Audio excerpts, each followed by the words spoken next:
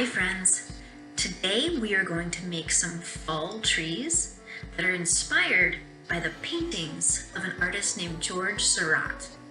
Seurat painted in a style called pointillism. Can you say pointillism? It's a big word. That's right, pointillism. Pointillism is when you make a picture using tiny little dots. Seurat would make huge paintings using teeny tiny dots. It would take him years. We're not going to make something that big today, but we are going to make a picture of fall trees that look like they're both close up and far away using some cool artist tricks, and then we're going to decorate them with dots. So get a piece of paper, get a pencil, and some crayons, and get ready to get started. We're going to start with a piece of paper flat on the table, have your crayons ready and your pencil. We are going to have our paper sitting in what we call landscape. That means it is long ways. If I turned it like this, that's called portrait. So I'm going to turn it around so it's laying down long ways into landscape style. Now I'm going to start on one side of my page, a little ways up from the bottom, not too close to the top, and draw a horizontal line from one side to the next. It can curve a little bit too. This is called our horizon line. Our sky comes all the way down to there, and then our ground starts and goes to the bottom of our page. The place where the sky and the ground come together in a picture is called the horizon line. Now I'm going to start with my first tree. I'm going to make this the closest tree to the viewer. So imagine you're looking at a tree in this picture. The tree that's closest to you is going to be the biggest tree, and it's going to start the lowest point of your page. So this tree is going to start down here as opposed to way up higher on the page. I'm going to draw one long vertical line all the way down, and another vertical line all the way down to the bottom of my page to make a tree trunk. And then I'll erase, because you can't see through a tree. Erase that horizon line. You can add some greenery for your tree any way you like. It can be simple, or you can add branches. Our next tree is going to be a tree that's a little farther away. So I'm going to come up a little bit. It's not going to start at the bottom of my page. I'm going to take my finger and find a spot a little higher, and let's make a little dot. I'm going to draw a vertical line that goes from the dot up to the top.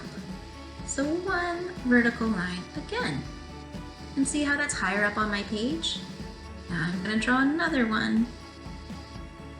And I'm going to erase the horizon line in the middle. And then add my greenery. By putting the tree higher up on the page and by making it a little bit smaller, I'm making it look like it's going farther off into the distance. And now let's do one more. See where that one is? Let's come up a little higher. We're going to start at the bottom, moving to the middle, and then almost all the way to the top of our horizon line for our very last tree.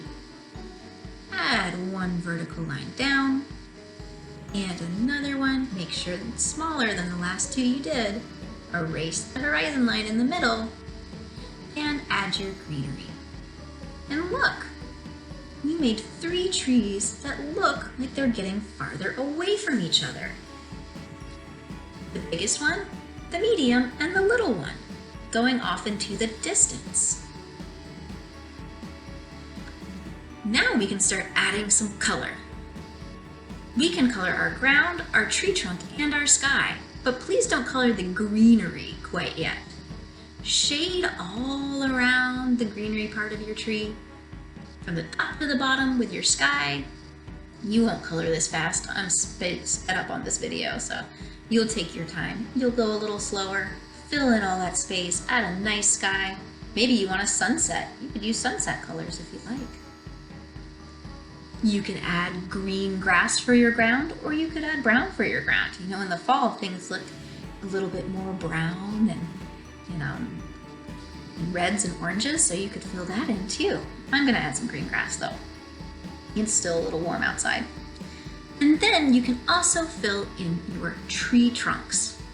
You can use lined sad branches too, but again, don't color in the greenery part of your tree yet.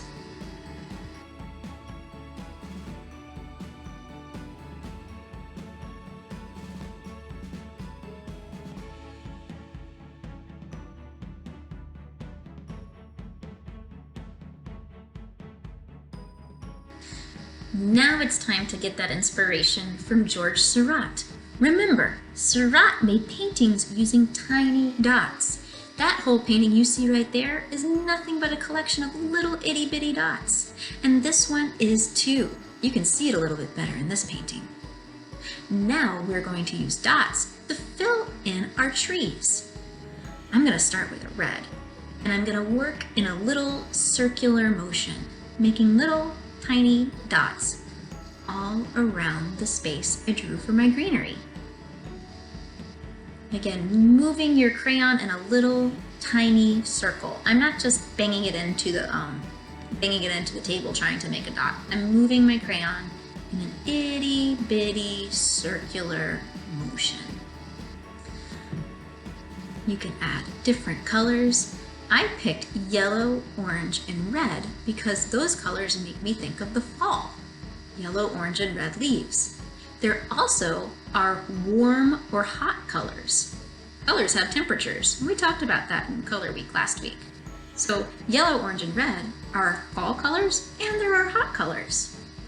I'm gonna speed this up so you can see me add all of the dots, but you're not gonna go this fast. Take your time, have fun, make it look awesome. And when you're done, you can add lots of details too. I'm gonna add some more crafts. It's fall, so I think I might also have to add some pumpkins. I'm gonna highlight around my trees with a couple red, orange, and yellow lines. Give it a little more detail. Add a nice sun in the sky. I always think the sun in the fall is so pretty. And last but not least, a pumpkin. You do not have to add a pumpkin, but I really like pumpkins, and I really like pumpkin pie, so I'm gonna add some pumpkins. I hope you guys have fun and enjoy making your trees. Again, you can pause this video as many times as you want, and have fun.